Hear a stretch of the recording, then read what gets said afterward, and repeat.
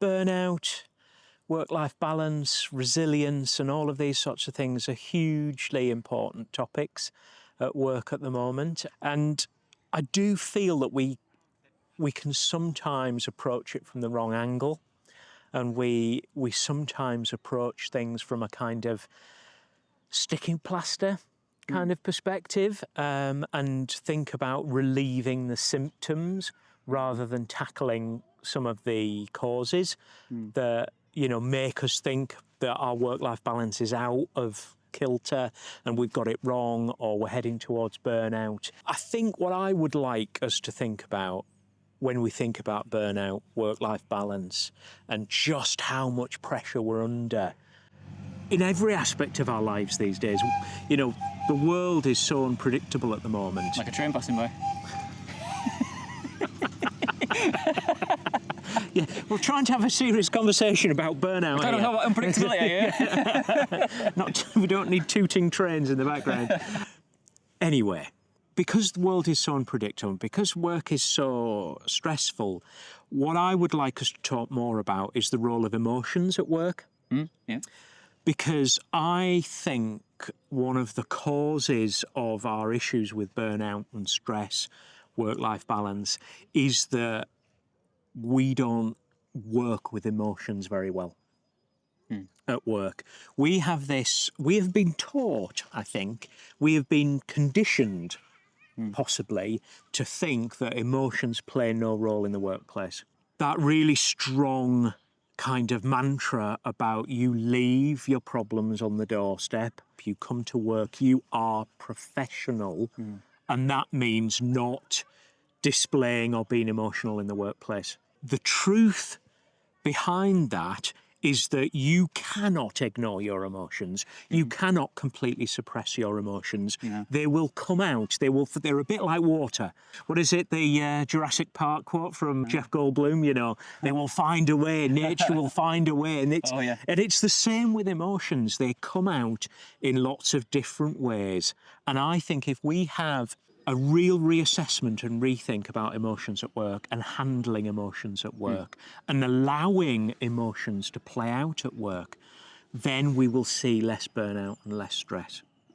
Now, I'm not advocating, emotional free-for-alls and us all behaving in exactly how we want to behave, because part of that reassessment of emotions at work needs to be about emotional self-regulation. A lot of the problems that we have in the workplace around toxic behaviour, bullying, all of those sorts of real negative things come from our poor self-regulation and our poor ability to handle both our own emotions and everyone else's emotions. So an emotional workplace, and I'm going to go into more movie quotes here, we're into Spider-Man territory. Yeah. Okay, so emotions will give you great power. You can use your emotions for energy, to engage other people, to tell a story. But with that great power comes that responsibility of self-reflection and self-awareness. If you're charging around, with your emotions and not thinking about the impact they're having on other people, you're doing it wrong. So a reassessment of emotions, because that's going to tackle the causes of stress and burnout much better than some of the more symptom alleviating things. If you can bring yoga teachers in and offer that as an employee benefit, that's fantastic. However, you need to add some of the more systemic stuff in there as well, not just symptom relief. And I think it's about not believing that we leave our emotions on the doorstep when we go to work, because we do not. We need support systems. We're social animals. We want to belong to a group. And a lot of our really fundamental behaviours as humans are all driven by that need to be a secure part of a group. We're talking tens of thousands of years of evolution, where being part of a group, a tribe, a gang, makes us feel safe. Yeah, it's interesting actually, because I did actually do a video about talking briefly on that.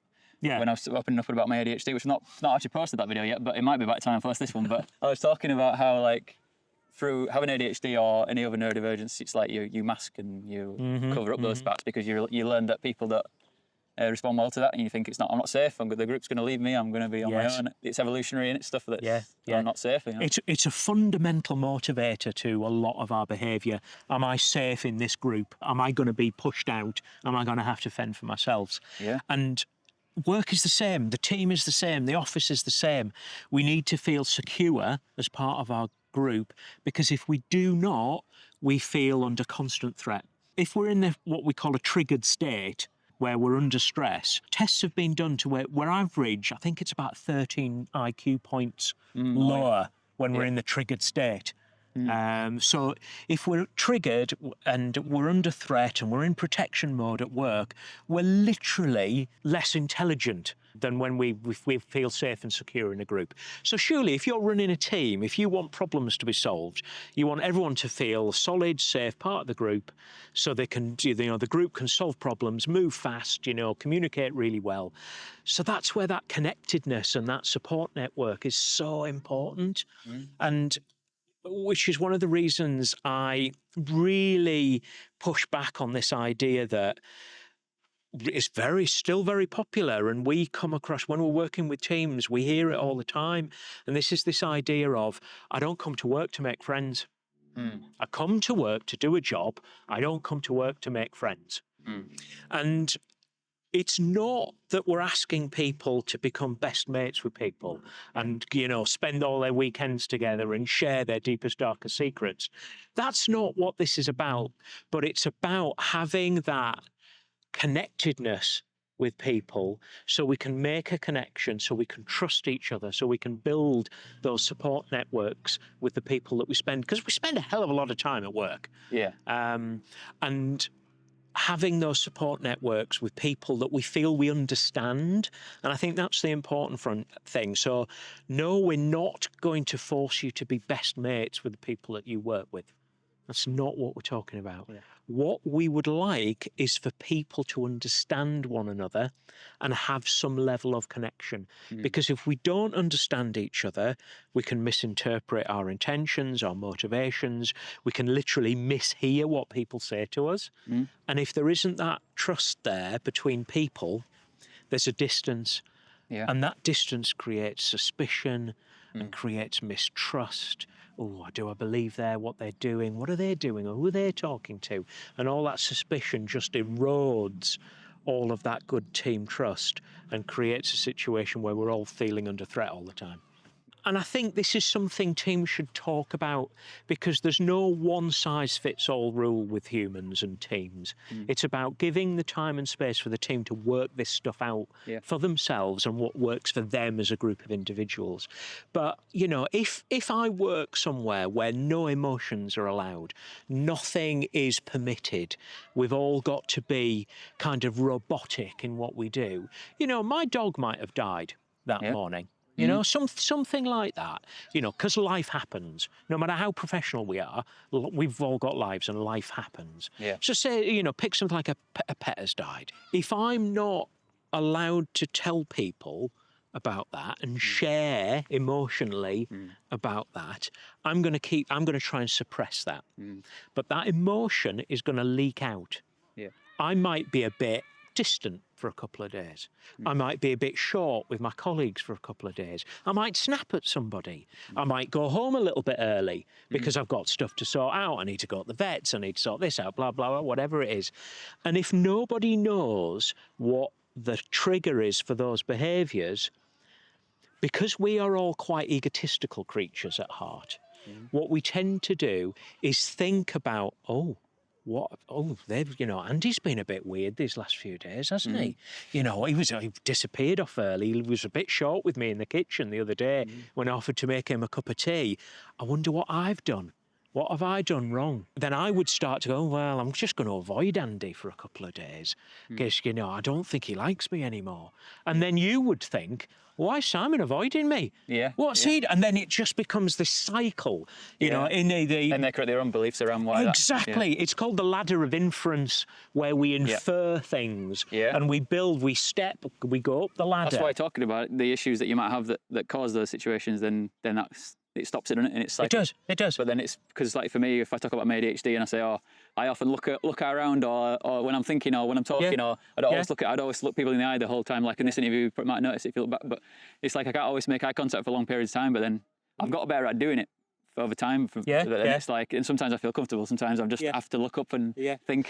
So what you're talking about there really nicely is that you've got some self-awareness about what your instinctive behaviours are like. You try to compensate for that. You take responsibility for that, and you try and compensate. But you also share that with others, so they can go, I understand, and what I'm seeing Andy behave in a particular way, and I understand what's driving that behaviour. It's not that Andy doesn't like me, you know, he's got his own stuff going on, and that's why things like manuals of me, I don't know if you've come across those, where you write kind of, it's almost like a profile about how people can get the best out of you. And then you create, so everybody in a team would create a manual of me. It's quite popular in the kind of the neurodiversity community to have manuals of me. I'm a big advocate of everybody should have a manual of me. And then as a collective, if you're working in a team, you create a manual of us. So you can then, you know, you've got this shared understanding, you've got this connectedness. So it's not like a manual of best friends, it's a manual of us, so we can have that level of connection and understanding. Because without that, if I'm not connected with you, if I don't understand you, I don't trust you. And if I don't trust you, if we are working together, that will slow us down. And I think sometimes I've talked about these things almost naturally, because I've realised over time, like, I think I've seen patterns, because I think pattern recognition is something that can come with neurodivergence. So then I think have the pattern recognition, and I can like solve problems through when things happen socially. Sometimes when I'm like, I've got to overcome that by doing this. So then I'll tell people, and I realise the power of vulnerability and talking about things. So I spoke about things, and then sometimes I might do that too much, oversharing or. I think the recognition of neurodiversity in the workplace is obviously a really good thing. And I think it has a benefit that it kind of shows the way for everybody. Because to really get to grips with your own neurodiversity is about that kind of really extreme level of self-awareness. You really look at my behaviours, what I'm doing, how my brain works, how I don't work and how I do work, me at my best, me at my worst. And that self-reflection and that self-awareness that the conversation about neurodiversity in the workplace has created is a real advantage. And it's something that more neurotypical people should really look at and go, we can all learn something from this, because it's about self-awareness. What I don't want to give the impression is that I think that kind of we're all neurodiverse, you know, because neurodiversity comes with some really particular individual challenges that are unlike other things and unlike the norm, the typical, and there are real things that do make it neurodiversity in all its various forms. You know, there's obviously a problem with that blanket term, because it kind of lumps everything together, and that's not reality. But I do think we can all learn from being more self-aware, being more aware of us at our best and us at our worst, and being more comfortable in sharing that with other people and allowing people in a little bit. If you put those shutters down, hide behind, you know, professional conduct and, you know, a workplace and professional attitude, professional mask, to use your kind of word from earlier, that we're losing out. If you're in a world where we really do need to work together to solve a problem that doesn't have, you know, we can't just stop and go, right, Andy, we've got this problem, haven't we? Let's pick the manual off the shelf, because that'll tell us what to do. Work's generally not like that these days. We've got to work it out. We've got to get it wrong. We've got to experiment. We've got to try things. We've got to work together. We've got to move fast. We've got to be agile. I heard somebody talk about servant leadership before, where they used like an example of some of the stuff that I think they did in the role, doing some of the jobs that other people don't want to do, which then helps those people in the team do the tasks that they're suited to more, and then like maybe gives them a push into their strengths and their new challenges and things. And I was just wondering if you would agree with that servant leadership, or is that taking on too much? I mean, if I'm being honest, I don't know a lot about servant leadership as a concept and theory, so I wouldn't pretend to be an expert on it. But I think fundamentally it's about working out what the needs of the team are versus what the responsibilities of the team is. You exist as a team to deliver stuff. You will have responsibilities as a team. You're there for a reason. So it's about keeping that at the core of things. And also, one of the things that I think we could do more of is focus around our definitions of good when it comes to that. What we're here, what are we here to deliver? What are we here to do? What's the job that we're doing right now? And really focusing on a shared understanding of what good looks like for that thing. What is our definition of good? And do we all understand that? Giving the time and the space for the team to have conversations about what that definition of good is. So this isn't a broadcast exercise. This isn't the team lead broadcasting what good looks like. This is the team as a collective of individuals working through what good looks like and coming to that shared understanding. Because shared understanding is not something that you give to somebody, it's something you create. So you need to do that.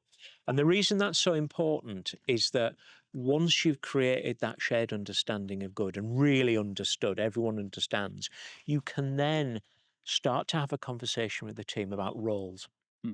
About what role am I playing in this? What role are you playing in this? What role are we collectively playing in this? Where are our weak points? Where are our gaps? Where are our strengths? I am always a little skeptical about a kind of one-size-fits-all kind of approach.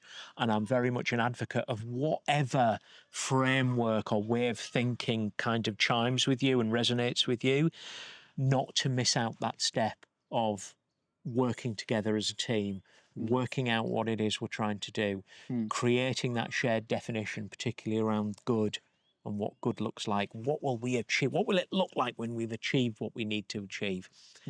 And then discussing the roles that we play in that. Because if we've worked all of that out, then it goes back to this sense of belonging and connectedness, doesn't it? We all understand what our role is.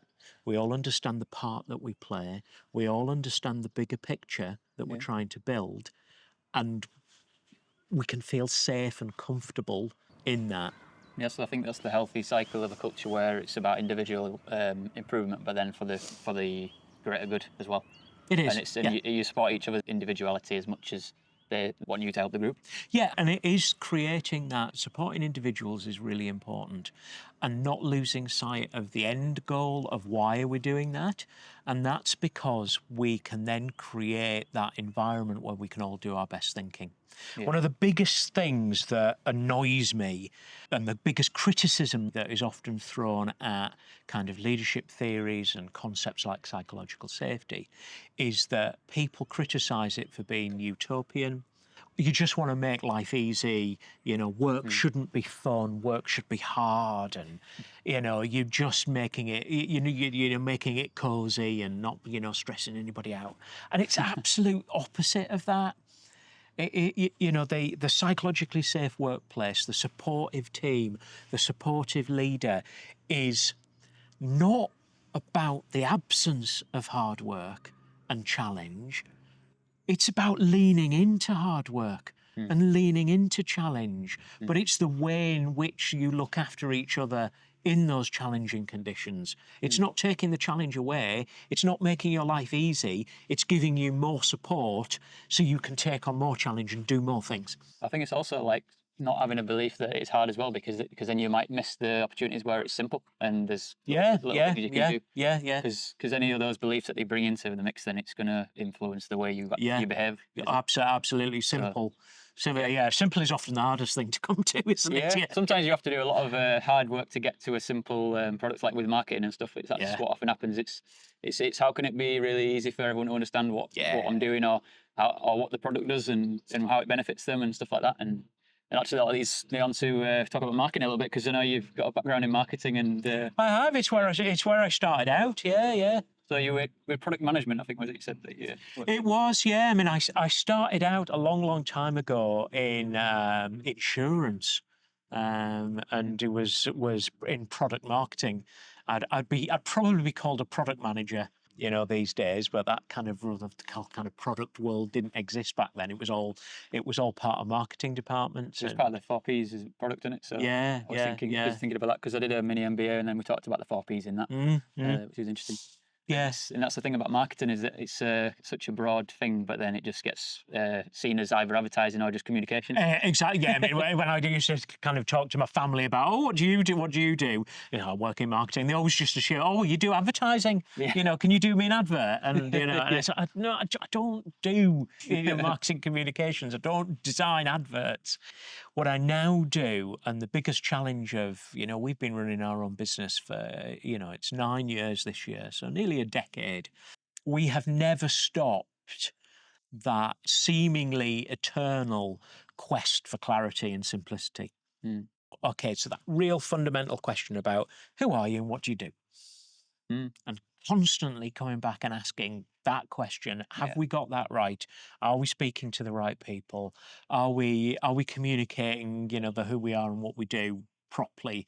Are we using their language, not our language? And that constant questioning of whether we're doing that right. Also, like a tool that you can use if you're a marketer, to be able to be curious and to be able to ask your audience, do market research and that kind of stuff, and bring it back into the way you design your products or services, whatever that you're doing. When you were working in that role, like product management, was it about developing the product itself, or was it about something beyond that? It was developing the products. I was working a lot in kind of the banking areas. It was quite a challenge because they're not instantly exciting products when you're looking at savings accounts. So what it forces you to do when you're developing products and trying to determine what that's all about and finding an angle and finding a message around why our product is better than somebody else's product, it really forces you to kind of connect with the audience's needs and what they want to do and their aspirations and what they need from products. So it was very much looking at that customer-centric kind of view of developing products. And I said, I started in 98, 99, and was in that world into the kind of mid-late noughties, and long time before any terms like UX or customer research or customer journey mapping and all of these things that we kind of have at our disposal these days. So it was still customer-oriented before it was become more of a known. I mean, I don't think we thought about it in quite an explicit way like that. It was it just felt the right thing to do. Yeah, because sometimes it's just common sense, isn't it? You're just thinking, they want something good to come out of this. Yes, so let's do that. Yeah, what can we say? What can we do? What features can we have that will appeal to the type of people that we want to buy our products? Because sometimes in marketing it can get too complicated, or it can get too distracted from all that, like from the simplicity of just what do they want? I want a hole, not a drill or something like that. I mean, somebody said to me from running my own business, as I say, for nearly 10 years, there's a few kind of nuggets of advice that I've got along the way that really stuck with me. And one of them is, it's about asking yourself, what need is there out in the world that you are uniquely placed to meet? And if you can think about that as a question, you won't go too far wrong. It forces you to think about need, not what you want to sell, not what the work is that you want to do. It's what need is there. How are you uniquely placed? Either you yourself, if you're selling like consultancy or services, or you as in the product that you are developing and thinking about. How does that meet that need? Yeah, it's a much better way to think about it than just being product oriented, where you just like, I just want to make this. You know what I mean? I want to make the best. I've invented this thing. You see it a lot. We work a lot with kind of university spin-out startups and things in that kind of world. And there's a lot of thinking in that world that starts from, right, I've been doing a PhD in this. There's a piece of technology that I've developed as part of my, postgrad studies, or I've discovered this, or, there's a piece of technology I now want to go out and sell.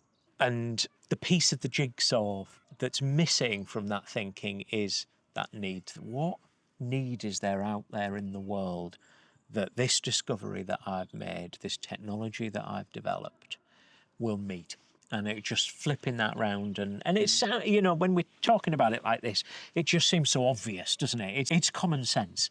One of the other things to bear in mind with any thinking and with any thought processes and any planning and any strategy is there is no such thing as common sense. It just isn't, because we all hold different models of the world in our brains. We all experience the world slightly differently. So we're both sat in the park, you and me, right now. Our experience of this is totally different. Yeah. What we will remember from this will be different because we're interpreting this through our history, through our experiences. Yeah. You know, so I'm sat here, I've only been to this park a couple of times in my life, but I've always been with my brother. All right. Yeah. He used to live in Oakwood, just round the corner, and we used to meet in the park, and I've not been for about 10 years, and I lost my brother last year. So today is filtered through that experience as, you know, so a lot of time my brain is wandering off, I think I was round here with my brother last time we came. And that is a vastly different experience to yours. So this idea of it's common sense, it's obvious, is really dangerous, because it never is. Yeah. And if you can let go of that, you can develop better products, you can think better, you can empathise and connect with customers or colleagues or whoever it is in a much deeper way if you just let go of that. Well, it's obvious, it's common sense, we're all the same. And you know, we have very different experiences of the world all the time. And if you're like someone in a boardroom or something that has one certain type of life, and then you're trying to target somebody else that's completely different to you, then you're out of touch with them, aren't you? And it's like you have to get down to them, like with, you know, market research groups or whatever. Yeah. Those kind of things, to be able to find out how they think and how they live and what's the priority It's to the them. fundamental of communication. Whether you're building a marketing strategy, whether you are developing a new product, whether you're trying to get a team to understand something, if you think you've got it right because you understand it and therefore the job's done, you're going to run into problems. Yeah. You know, if you see that as your jumping off point to start asking questions, what do you take from that? How's your interpretation of that? What do you think I mean when I've said that? A brilliant question to use in that kind of environment is, can you just repeat back in your own words what you think I've said? And that's not a game to try and trip somebody up or catch them out. That's giving them the opportunity to process what they've just said and then repeat back in their own words, not just parrot fashion repeat back what they've heard, but actually process and think about things and express it in their own way. And then if you respond to that, and that's where that back and forth, that's where understanding comes from, not in the perfect pitch deck. No, exactly. Yeah.